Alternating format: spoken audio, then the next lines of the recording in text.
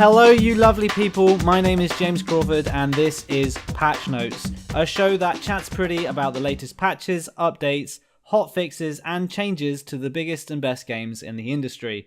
With games as a service becoming a bigger deal than ever, seemingly every other title releasing in early access, and AAA developers inexplicably incapable of making one-off contained experiences without jamming them full of loot boxes, seasonal content, or insert devious money-making practice here, we wanted to create a show that keeps an eye on the stuff that's long been out.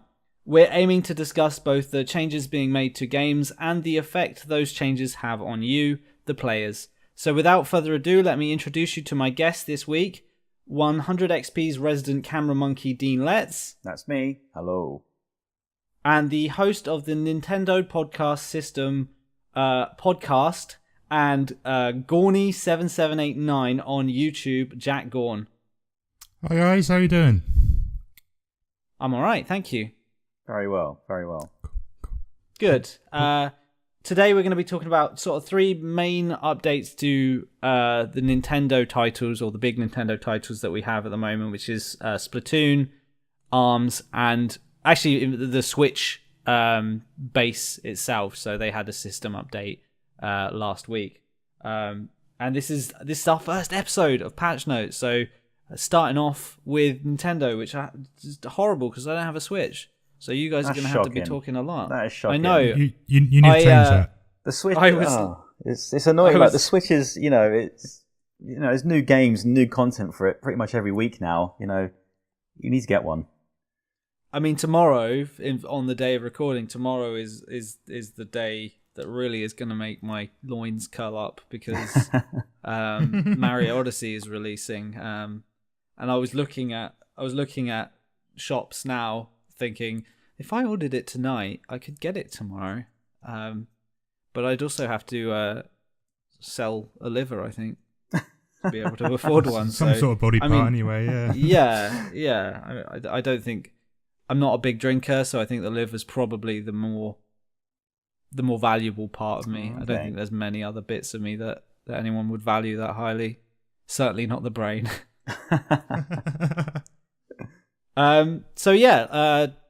Dean, why don't you tell us about the Splatoon update and sort of what they changed? Well, since the release of Splatoon 2, Nintendo have released pretty much constant updates every couple of weeks or so. Little bits here and there, new maps, new weapons and things like that. I think they've only released a couple of major patches, which are mainly to do with nerfing some weapons or increasing the power of weapons.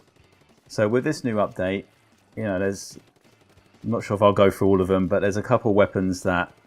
the big thing about Splatoon 2, before the patch, was that a certain weapon, the Aerospray, MG and RG, was pretty much overpowered and everyone was complaining about it and all that kind of stuff. Well, good news, they've pretty much nerfed it. For those who don't use it, for those who do use it, there are alternatives. So, so that's pretty much...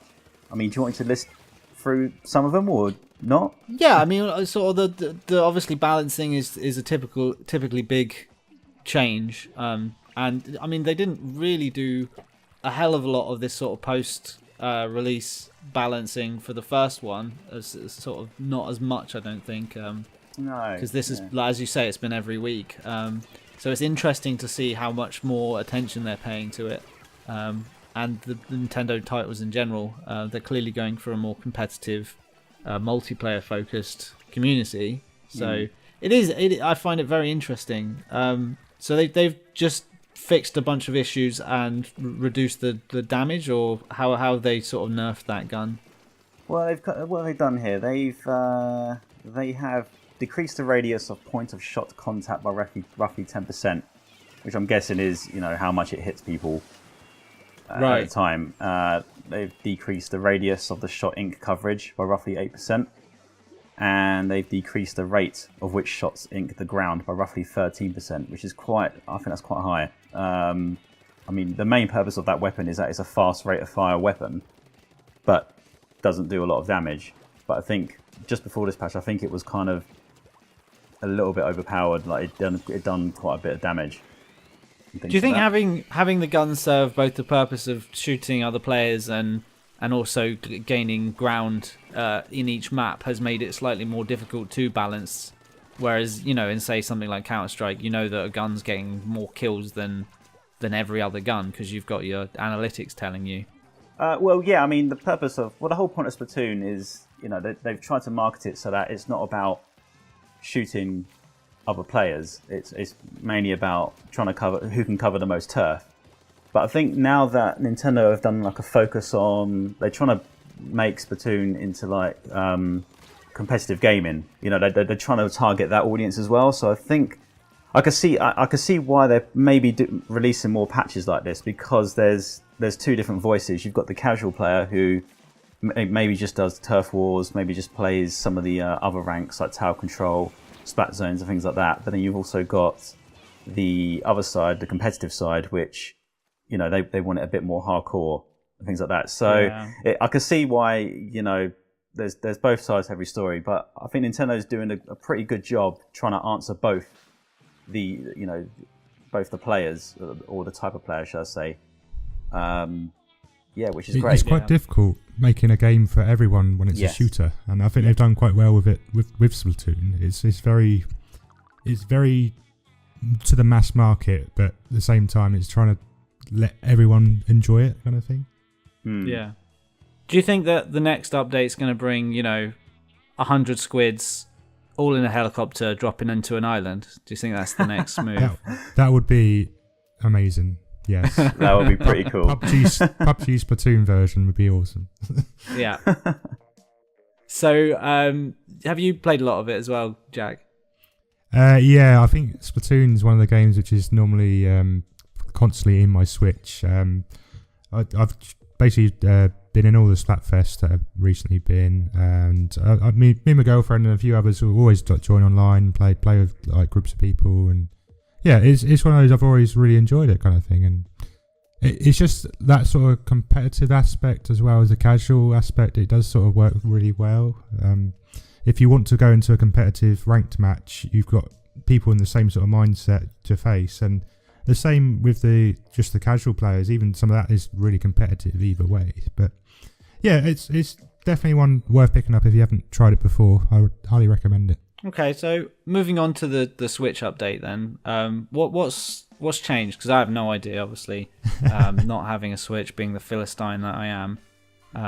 What have they actually added with the latest update? So the Switch has recently moved into version 4.00, and they've actually added quite a few hidden features that people didn't realise. The first main one that a lot of people did know about is the video capture within games. You can on the Switch you can press one button on there to just take a screenshot at any point. You can now hold that to record a video up to 30 seconds, which isn't amazing, but it does the job, kind of thing.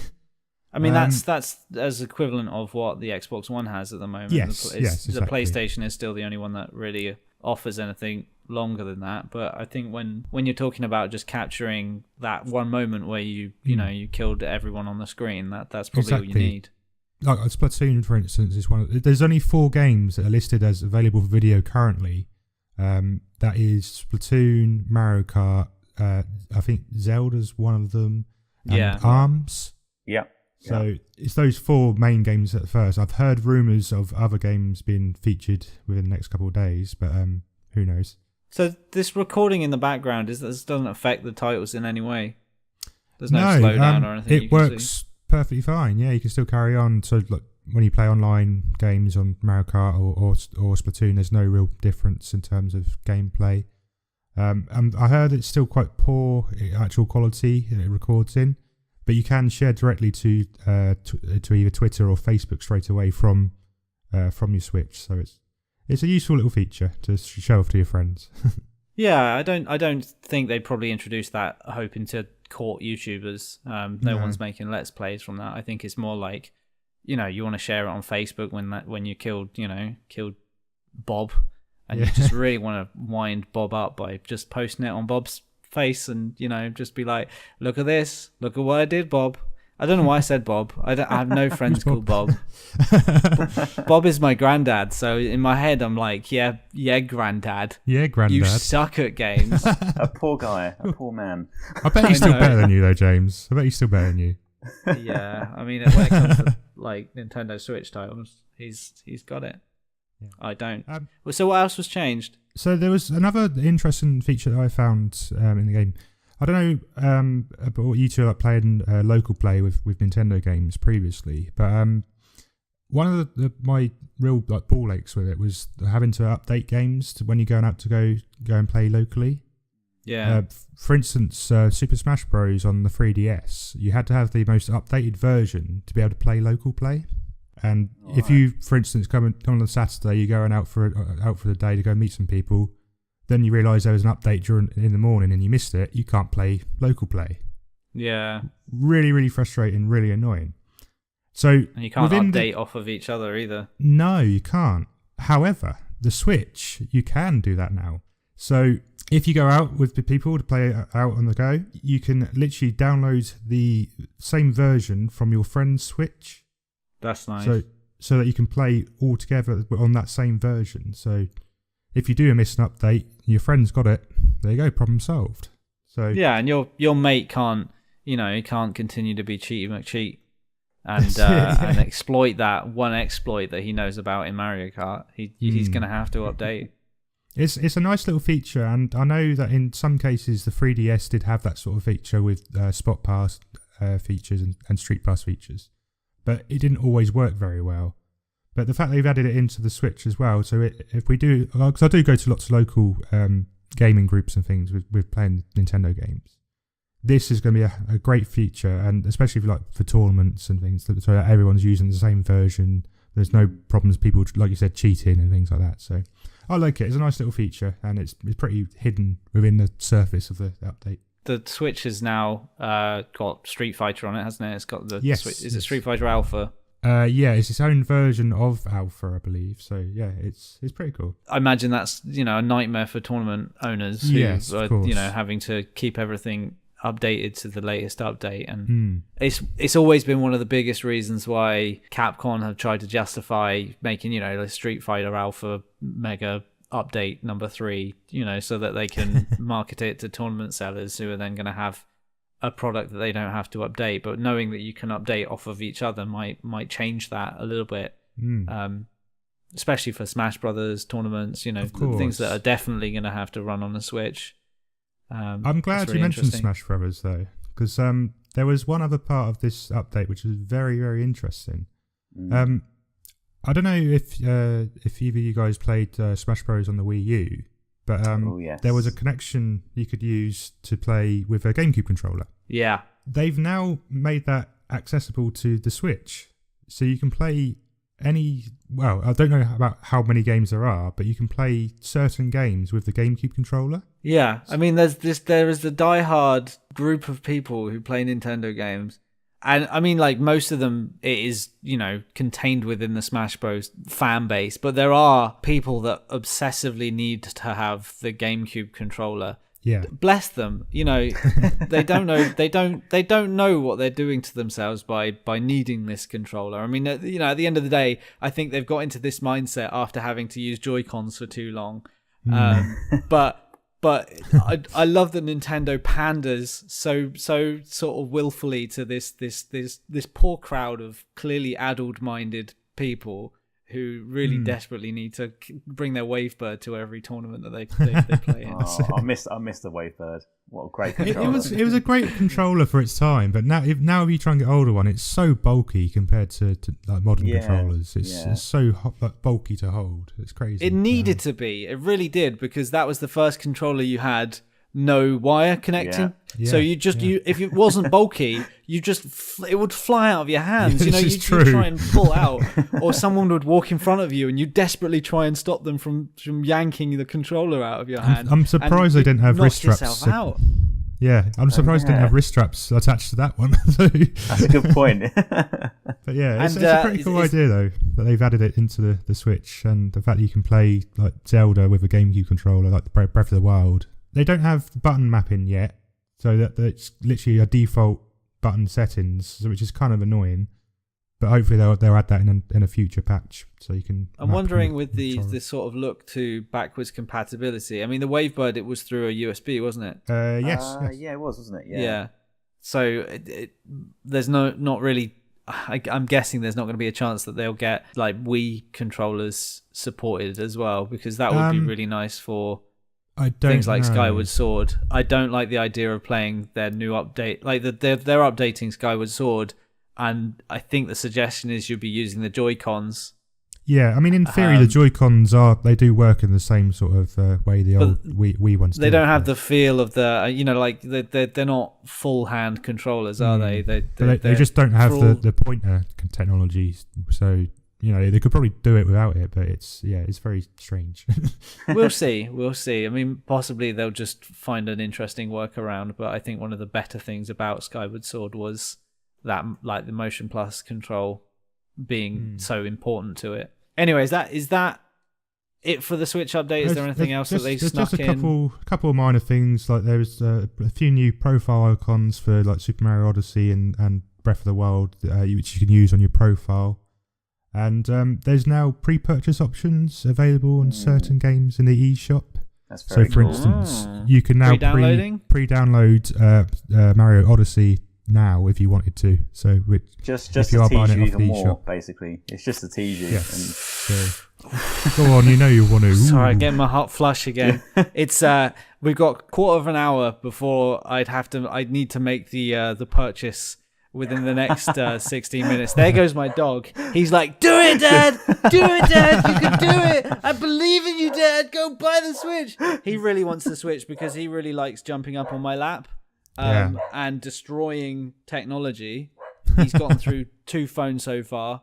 I bought a case for the 3rd one. Fool me twice.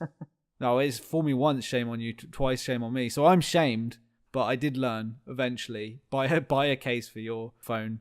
But I'm fairly sure he'd destroy a Switch if his paw was anywhere near it. Anyway, yeah. So our sort of the final big update that we're going to talk about is ARMS. And again, this is one that you've both played for me. I take it. You both have been paying lots of attention to what had a little go. What about you, Dean? Did you spent weeks on it, right? Yeah, I mean, I was probably one of the 10 people in the world that actually bought ARMS on release date. One of the biggest jokes in the ARMS community right now is ARMS dead? Is it a dead game? Does it have any legs? That's my favourite.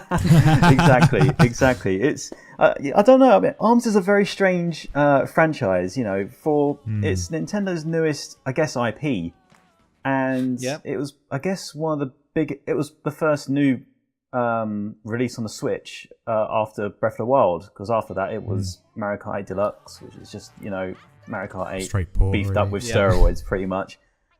So it was kind of a big deal, and I loved the global test punches that they had, and it was quite fun. I really enjoyed it.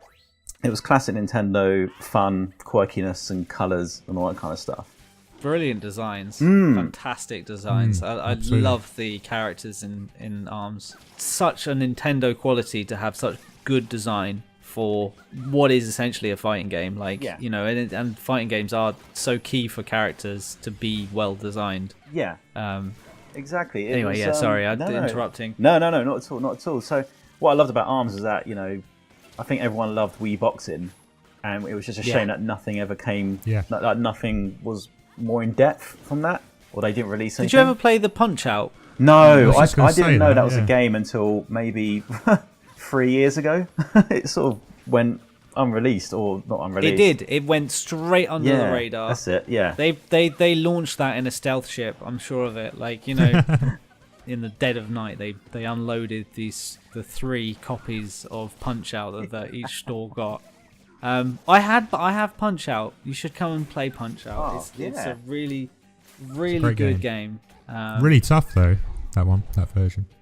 I know the original was really tough as well, but it's to get through that whole game, you have to basically fight through it twice, and it's really, really difficult to get through all of them. You have to have at least 50% control of your arms as well, which is a limiting factor for me, because I don't. I just Is it that one? There's I think Donkey Kong's one of the bosses on it, or near the end. Yeah, yeah, it is that yeah. one. Yeah, Yeah, it's very good. Anyway, yeah, ARMS. The unfortunate, maybe spiritual successor to Wii Boxing and Punch Out. Yeah, so it's like I was saying, it's one of those. It's a weird franchise because it was Nintendo's newest IP and it was their next big release, which is all fine. But then they released Splatoon 2 a month later and kind of took all the people who had ARMS and kind of just thought, let's go with an established IP. Let's forget ARMS. And it's such a shame because it is a great game. I just feel that personally for me it lacks a lot of depth. There's not, the single player campaign's a bit lackluster. It obviously hasn't received the same love in regards to updates as Splatoon 2. I think the first update for ARMS was maybe like a month and a half after it came out, and all it really did was add a new character. That was pretty much it, which is a shame. But there's been a couple though. No, I thought they added a couple of characters every now and then. There's a new character in the latest update. Yes. Yeah, but apart from that, there's only been 2 new characters since release, which it's due now. Which I think that. From what I've heard, I think there's another 6 or 7 to come out yet. So it'd be interesting to see how a large number to come. Yeah. Fear not, ARMS is getting updates, which is great. But yeah, it's just one of those weird franchises that. Do you think it would have done better to have everything released when it first came out then, rather than the slow and steady patches of? I don't know. I don't know actually, because this is something that I often think about, like Nintendo's strategy with Splatoon 2. Like In some ways it works, but in other ways I think it doesn't. So I really don't. I don't know the answer to that question. I mean, the games as a service thing is interesting in general because it means, like looking at the Destiny example, people got sick to death of seeing news articles about Destiny, but Destiny was in the news all the time because they were always releasing a new raid, they were always releasing a new event for people to join in on. And I guess it's the same with the updates to Zelda. Like the updates to the Switch meant that people were sharing videos of Zelda. There was a Kotaku article goes up about Zelda's got a new Breath of Life because of that reason. Like the idea of updating something, eking it out, getting that feedback and trying to get more eyes on your product even 3-4 months after release is worked for a lot of titles. But if you release your title and it has nothing there on release, I think you're right. I think it stops the momentum completely. Yeah. Like Street Fighter V had that exact same problem. It's a brilliant comparison, I think, because they've done their best to fill in the gaps that there were on both games, maybe. And I know in the Street Fighter V example, it's not really felt like it's been enough. The latest Evo, it was the first big Street Fighter V tournament, and people were like, okay, so maybe there is something here, and that's maybe a year and a bit after release. That's incredible for a Street Fighter game. The problem they got is if you do that sort of process of releasing updates slowly, like every couple of weeks or so, the start your game can be quite bare and basic, and there's nothing to it. I know the first Splatoon game definitely suffered for that. Yeah, there was just definitely. not a lot to it. But as it kept adding more updates and more stages and more weapons as it goes, it just got better and better along the way. I think this time they've sort of learned from that lesson and they've released enough with it at the start to keep it interesting. But the extra weapons and things do keep that sort of thing going with it. And I think they've tried to shift the same thing onto ARMS, and in a way they kind of did it with Mario Kart as well. But maybe it just isn't quite hitting the mark yet. And maybe once there's a few more characters out, maybe they'll have a bit of a sale on and do well out of it again. Maybe. Is there going to be enough just to add more characters though? I mean, do you think that there's enough modes in that game to sort of keep people busy? I recently did try the 4-player mode actually, or where you play all against all on there, and that is quite frantic and quite fun. Yeah. I've only done a few one-on-one matches in local tournaments and stuff, but yeah, if you haven't had a go on the 4-player, I'd say give that a go and see what you think afterwards. But yeah, it's a weird one because most fighting games you think are just like for competitive play, one-on-one fights and stuff. I don't know what you guys sort of thinking on that sort of level, but Yeah, weird. I think it's these questions that really got me wanting to do a project like Patch Notes. Knowing that games now might not release complete. That is the sad fact of it. Games will release sort of as if they were going for early access, knowing that people will purchase and support the development to continue and fill out that game a little bit more. I think far too often, and this applies to early access as well, if a game comes out and there's nothing, and when there are updates, people don't see those updates, that game can get lost. I've seen it happen in a couple of really interesting indie titles that came out and didn't have enough there to begin with. Yeah. But that stuff got added, but it was too late by that point. For me, that's what Patch Notes is going to be about. It's going to be about looking back at stuff that's coming out and seeing if the updates have done enough to make those games interesting. And it's from the sounds of it, ARMS, how long has it been out now? 4-5 months? Yeah, something like that. June it came out, yeah. It should have been enough by now, surely. They should have updated that to a point that where the community was happy, and from what you sound, the way you sound, Dean, it doesn't sound like that's been the case. I think it's going in the right direction now, but as you say, I wonder if it's a little bit too late to sort of recapture that crowd now, because now you've got the big games coming out now for Christmas, and you've got Xenoblade 2 coming out in December, you've got Mario Odyssey coming out very shortly. I fear, and with Splatoon's continued updates, like pretty much every week, as well as their Splatfests, I do wonder if ARMS is going to get a little bit lost now. But it's going in the right direction. I just don't know if it's a little bit like too little, too late, I guess. At the same time, it is coming up to that sort of Christmas period where a lot of people probably haven't even invested in the Switch yet. And True. If they can get some of these games that come out early on and get a slight discount on it now, maybe it'd be more interesting to people to pick it up. Especially people on limited budgets and stuff like that. Yeah, definitely. Yeah, this Christmas period could easily make ARMS back again, but they'd obviously have to have a little bit more spotlight for a week or two at the right time. So maybe we look for another update November time, even in December. Start of December, if they updated and it was a new fighter, maybe a new mode that could change it. It could be enough. Anyway, I think that's probably about as much drivel as I can make, unless you guys have anything more you'd like to say on any of the updates. I think that's pretty much it. I think I'm spent. Yeah, play ARMS. Spent. I love that term. I'm completely spent. There is nothing more inside my balls. That's it for Patch Notes. Thank you so much, guys, for coming on. No, that's awesome. Thank you. Mate. Thank you. Yeah, thanks for having me on. Yeah, well, you're welcome, obviously. Anytime, just get out of my house. This is actually not recorded in my house. I just wanted to tell Jack to get out of my house. Anyway, thank you so much to our lovely listeners who have been putting up with our drivel. There will be another Patch Notes at some point in the next couple of weeks. It won't have these two guests on it. It will have two different people with two different faces. But until then, please like and subscribe and do all the things that social media tells you to do. Bye! That was good. I like that.